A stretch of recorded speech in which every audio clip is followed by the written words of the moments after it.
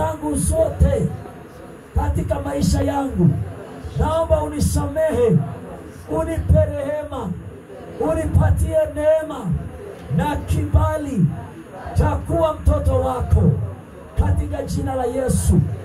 Roho iliyofuatilia, dhambi iliyonifuatilia, iliyotesa maisha yangu, iliyonyanyasa maisha yangu, ikaninyima mafanikio, ikatesa maisha yangu, ikaumiza maisha yangu tangu ujanani, na mimi sasa ni mzee, lakini ninatubu mbele za uso wako leo. Unisamehe niweze kushinda dhambi hii iliyotesa maisha yangu, iliyotesa ujana wangu, iliyotesa ndoto yangu. Katika jina la Yesu ninaungama na kuziacha katika jina la Yesu.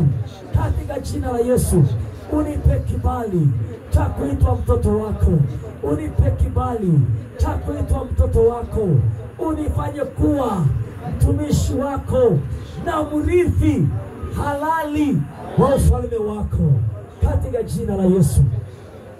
Naomba ukiwa umetulia mbele za Mungu, tunakwenda kumwabudu Mungu.